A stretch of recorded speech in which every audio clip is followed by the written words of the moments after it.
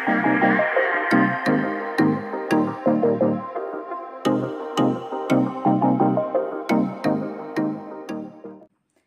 Chemistry students, welcome to Suma chemistry channel. So ఈ వీడియోలో వచ్చేసి మనం ఏం డిస్కస్ చేసుకుంటున్నామంటే energy level diagram for hydrogen atom. So energy level diagram for hydrogen atom it is all Bohr's atom కదా.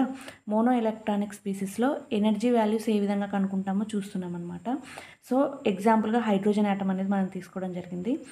ఇక్కడ మనకు ఫార్ములా తెలుసు కదా, ఎనర్జీ ఆఫ్ nth ఆర్బిట్ ఏ విధంగా కనుక్కోవాలి, -13.6 into Z²/n² electronic volts per atom. So this is the formula. So ఇక్కడ ఈ వీడియోలో మనము 3 స్టెప్స్ పరంగా చూద్దాము. Step 1, step 2, step 3.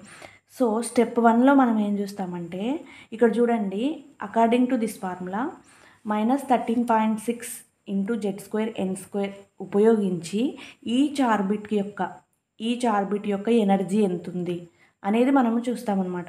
Each orbit యొక్క ఎనర్జీ ఎంత ఉంది అనేది ఫస్ట్ స్టెప్లో చూస్తాం. సెకండ్ స్టెప్ ఏం చూస్తామంటే డిఫరెన్స్ చూస్తామన్నమాట. సో ఇప్పుడు n=1కి n=2కి మధ్యన ఎనర్జీ డిఫరెన్స్ ఎంత ఉంది. సపోజ్ ఇప్పుడు n=1 నుంచి ఎలక్ట్రాన్ అనేది n=2కి వెళ్ళాలి. సో వెళ్ళడానికి ఎంత ఎనర్జీ కావాలి, సో ఆ ఎనర్జీ గ్యాప్ ఎంత ఉంది, సో అది తెలుసుకుంటాం అనమాట. ఎనర్జీ అదేవిధంగా స్టెప్ 2లో మనం ఏం తెలుసుకుంటాం, n=1 నుంచి n=2కి ఎంత ఉంది, n=2 నుంచి n=3కి ఎంత ఎనర్జీ గ్యాప్ ఉంది, ఈ డిఫరెన్స్ అనేది మనం తెలుసుకుంటాం అనమాట స్టెప్ 2లో. స్టెప్ 3లో ఏం తెలుసుకుంటామంటే, సో n=1 నుంచి n=2కి ఎంత ఉంది, n=1 నుంచి n=3కి ఎంత ఎనర్జీ గ్యాప్ ఉంది, అదేవిధంగా n=1 నుంచి n=4కి ఎంత ఉంది, n=1 నుంచి n=5కి, n=1 నుంచి n=∞కి ఎంత ఎనర్జీ గ్యాప్ ఉంది అనేది క్యాలిక్యులేషన్స్ పరంగా మనం ఈ వీడియోలో చూద్దాము. సో ఈ వాల్యూస్ అనేటివి మీరు చూస్తూనే ఉంటారు మీరు చదువుకుంటూ ఉన్నప్పుడు. సో ఈ వాల్యూస్ అనేటివి నేను క్లియర్గా మనం క్యాలిక్యులేషన్ పరంగా ఈ వీడియోలో మనం చూడబోతున్నాం అనమాట. సో గుర్తుపెట్టుకోండి, స్టెప్ 1, స్టెప్ 2, స్టెప్ 3. సో ఈ విధంగా మనం చూడబోతున్నాం అనమాట. స్టెప్ 1లో వచ్చేసి ఎనర్జీ వాల్యూస్ కనుక్కుంటాం. స్టెప్ 2లో వచ్చేసి differences of energy gaps n=1 నుంచి n=2కి ఈచ్ ఆర్బిట్కి ఎంత ఉంది అనేది చూస్తాం. అదేవిధంగా స్టెప్ 3లో మనం ఏం చూస్తామంటే n=1 నుంచి మిగతా అన్నిటికీ ఇన్ఫినిటీ వరకు, ఓన్లీ n=1 నుంచి. ఓకేనా. సో చూద్దాం, let us start our topic. Hydrogen atom అనేది ఈ విధంగా ఉంటుంది కదా. ఎనర్జీ అబ్జార్ప్షన్ కానీ ఎనర్జీ రిలీజింగ్ కానీ వర్టికల్గా చేస్తుంది ఆటమ్, హారిజంటల్గా చేయదు. ఈ విధంగా ఉన్న ఆటమ్ని మనకు అర్థం అవ్వడం కోసము ఈ విధంగా రాసుకోవడం జరిగింది. ఓకేనా. మనకు అర్థం అవ్వడం కోసం డయాగ్రామ్ అనేది ఈ విధంగా రాసుకోవడం జరిగింది హైడ్రోజన్ ఆటమ్ని. ఓకేనా. సో ఇప్పుడు by using -13.6 into Z²/n² electronic volts per atom అనే ఫార్ములా ఉపయోగించి మనము n=1 యొక్క ఎనర్జీ ఎంత ఉంది, n=2 యొక్క ఎనర్జీ ఎంత ఉంది అనేది ఇప్పుడు ఈ విధంగా మనం గమనిస్తామన్నమాట. ఓకేనా. So by using this formula మనము సబ్స్టిట్యూట్ చేద్దాం. సో Z² మనం ఏం రాస్తాం, హైడ్రోజన్ Z అనేది మొత్తం n=7 వరకు మనము 1² రాస్తాం, ఎందుకంటే హైడ్రోజన్ ఆటమ్ కాబట్టి మనం తీసుకునేది. n² అనేది మారుతూ ఉంటుంది, n=1², 2², 3² ఈ విధంగా మారుతుంది అనమాట. ఓకేనా. సో ఇక్కడ రాయడం జరిగింది చూడండి, n=1 ఆర్బిట్కి n1కి సో -13.6 Z²/n² ఎలక్ట్రానిక్ వోల్ట్స్ కదా ఫార్ములా వచ్చేసి. సో మనము సబ్స్టిట్యూట్ చేస్తున్నాం. Z² అంటే 1² కదా, అదేవిధంగా n² అంటే n=1కి 1² రాస్తాం కదా. సో -13.6 ఇంటూ 1² అంటే 1 × 1, 1² అంటే కింద కూడా 1 × 1. సో 1 × 1 చేస్తే మనకేమొస్తుంది, 1/1 వస్తుంది కదా.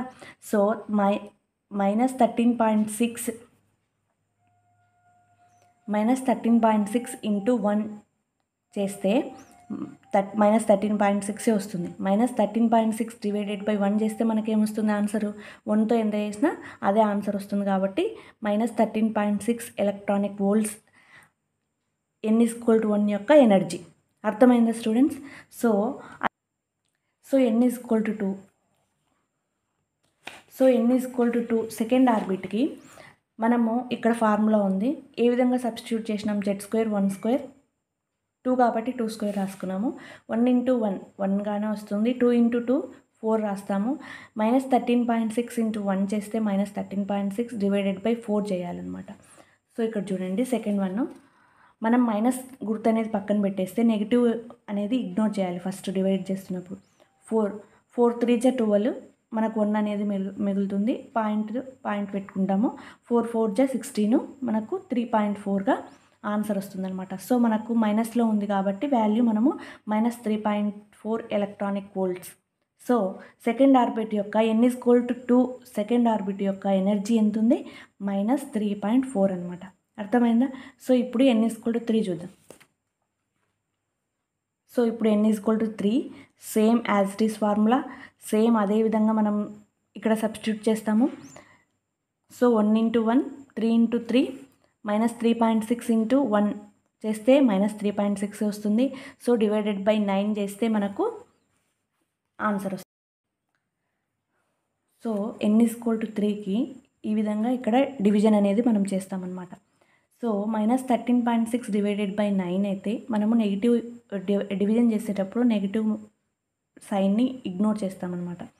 సో 9 1 × 9, సో 13లో 9 పోతే 4 కాబట్టి 6 తింపుకుంటాము. పాయింట్ ఉంది కాబట్టి పాయింట్ పెట్టుకొని 9 5 × 45, 46లో 45 పోతే 1 ఉంది, పాయింట్ ఉంది కాబట్టి 0 పెట్టుకొని 9 1 × 9 రాసుకుంటాం అనమాట. మనకు వచ్చే ఆన్సర్ ఏంటి, 1.51. సో మనకు నెగిటివ్లో ఉంది కాబట్టి -1.51 ఎలక్ట్రానిక్ వోల్ట్స్. -13.6 అనేది నెగిటివ్లో ఉంది కాబట్టి మనము ఆన్సర్ కూడా నెగిటివ్లో రాసుకుంటాం అనమాట. అర్థమైందా? And also negative sign indicates to, negative sign మనకి ఏం ఇండికేట్ చేస్తుంది, ఇక్కడ న్యూక్లియస్కి ఎలక్ట్రాన్ అనేది బౌండ్ అయి ఉండడం అనేది తెలియజేస్తుంది. ఎలక్ట్రోస్టాటిక్ ఫోర్స్ ఆఫ్ అట్రాక్షన్ అనేది తెలియజేస్తుంది నెగిటివ్ సైన్. సో ఇప్పుడు n ఈజ్ ఈక్వల్ టు 4 అనేది చూద్దాము. సో ఫార్ములా అనేది ఇక్కడ రాసుకున్నాం కదా, ఎనర్జీ ఫార్ములా. సో z² n²లో వాటి వాల్యూస్ అనేవి సబ్స్టిట్యూట్ చేస్తాము. 1² 4². సో 1 × 1 4 × 4 ఈ విధంగా రాసుకొని, సో -13.6 × 1 చేస్తే మనకేమొస్తుంది, -13.6 వస్తుంది. So 4 × 4 16. So this -13.6 divided by 16 చేస్తే మనకు వచ్చే ఆన్సర్ ఎంత అంటే 0.85 -0.85 అనమాట. సో ఫస్ట్ డివిజన్ చేసేటప్పుడు ఏం చేయాలి, నెగిటివ్ సైన్ అనేది ఇగ్నోర్ చేయండి ఫస్ట్. సో ఇప్పుడు 16 అనేది 13.6 అనేది ఆ విధంగా రాసుకోమన్నమాట. మనము 13.6ని 136గా కన్సిడర్ చేస్తాం.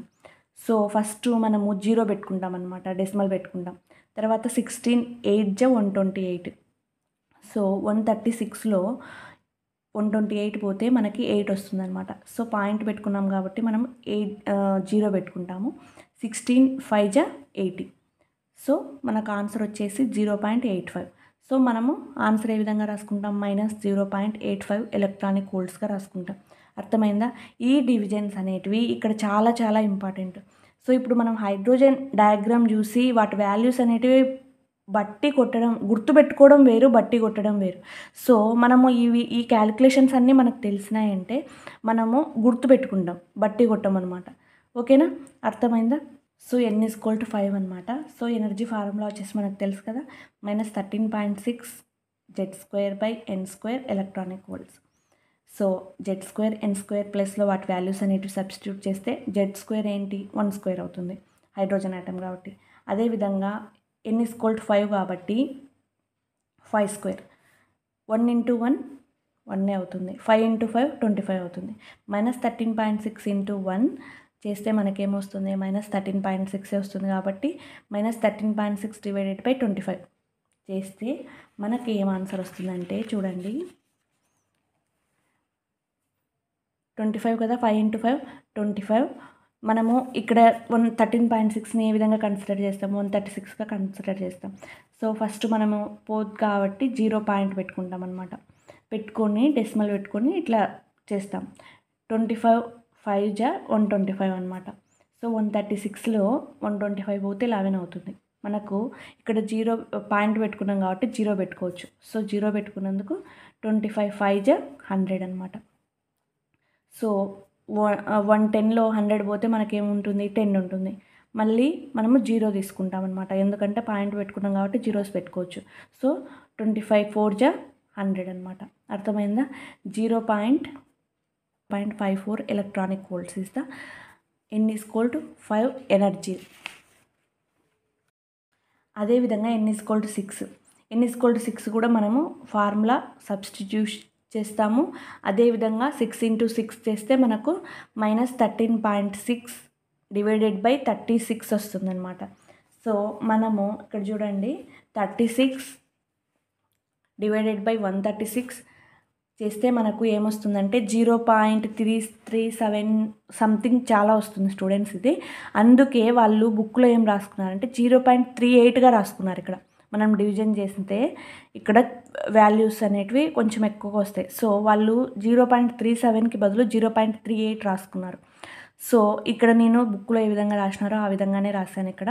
ఓకేనా? సో 6 వచ్చేసి N is equal to 6 వచ్చేసి -0.38 electronic volts ఎనర్జీ. అర్థమైందా? N is equal to 7. So N is equal to 7కి కూడా సేమ్ ఫార్ములా, రిప్రజెంటేషను, క్యాలిక్యులేషను. అర్థమైందా? సో చూడండి -13.6 × 1 చేయాలి ఫస్ట్. చేస్తే మనకు -13.6 వస్తుంది. అప్పుడు మనం ఏం చేస్తాం 13.6 డివైడెడ్ బై 49 చేస్తామన్నమాట. చేస్తే మనకు వచ్చే ఆన్సర్ 0.28 electronic volts. సో దీనికి కూడా క్యాలిక్యులేషన్ డివిజన్ అనేది చాలా పెద్దగా ఉంటుంది. సో ఈ వాల్యూ మొత్తంని కలిపి వాళ్ళు ఏ విధంగా రాసుకున్నారంటే 0.27 సంథింగ్ చాలా వస్తుంది అనమాట వాల్యూ. సో 27755 అలా చాలా వస్తుంది కాబట్టి వాళ్ళు 0.28గా రాసుకున్నారు బుక్లో. సో నేను కూడా 0.28గానే ఇక్కడ రాసుకున్నాను. మీరు కూడా ఆ విధంగానే రాసుకోండి. ఓకేనా స్టూడెంట్స్? మనము స్టెప్ 1లో ఏం గమనిస్తాము? హైడ్రోజన్ యాటమ్ యొక్క ఈచ్ ఆర్బిట్ యొక్క ఎనర్జీ ఎంత అనేది గమనిస్తాము. ఓకేనా? సో అవి ఇక్కడ నేను టేబుల్ ఫామ్లో ఇవ్వడం జరిగిందనమాట. So orbit number, shell number అని ఇలా ఎందుకు రాసినారు? రెండు ఉంటాయా అంటే కాదు. ఆర్బిట్స్ అన్నా ఒకటే, షెల్స్ అన్నా ఒకటే. So N is equal to 1 అన్నా ఒకటే, K షెల్ అన్నా ఒకటే. ఫస్ట్ ఆర్బిట్ అన్నా ఒకటే, K షెల్ అన్నా ఒకటే. సెకండ్ ఆర్బిట్ అన్నా ఒకటే, L షెల్ అన్నా ఒకటే. సో మీరు కన్ఫ్యూజ్ కాకూడదని, మీకు గుర్తుకుండాలని ఈ విధంగా రాశానమాట. ఓకేనా? సమ్ టైమ్స్ K షెల్ యొక్క వాల్యూ ఏంటి, ఓ సెల్ యొక్క వాల్యూ ఏంటి అంటే మీరు తెలుసుకోవాలి కదా. అందుకు ఈ టేబుల్ ఫామ్ మీకు గుర్తుంటుందని ఈ విధంగా రాశాను. సో ఫస్ట్ ఆర్బిట్ యొక్క ఎనర్జీ ఎంత? -13.6 electronic volts. సెకండ్ ఆర్బిట్ యొక్క ఎనర్జీ ఎంత? -3.4 electronic volts. థర్డ్ ఆర్బిట్ వచ్చేసి -1.51 electronic volts. అదేవిధంగా ఎన్ షెల్ యొక్క ఎనర్జీ వచ్చేసి, హైడ్రోజన్ యాటమ్ యొక్క ఎనర్జీ, ఎన్ షెల్ యొక్క ఎనర్జీ వచ్చేసి -0.85 electronic volts. అదేవిధంగా ఫిఫ్త్ ఆర్బిట్ వచ్చేసి -0.54 electronic volts. Sixth orbit -3.8 electronic volts. Q shell వచ్చేసి -2.8 electronic volts ఎనర్జీ ఉంటుంది. అర్థమైంది కదా? స్టెప్ 1 మనం ఏ విధంగా క్యాలిక్యులేట్ చేసినాము, ఏ విధంగా వాల్యూస్ వచ్చినాయి. ఈ వాల్యూస్ అనేవి చాలా చాలా చాలా ఇంపార్టెంట్. ఇవి గుర్తుపెట్టుకోవాలన్నమాట. ఓకేనా?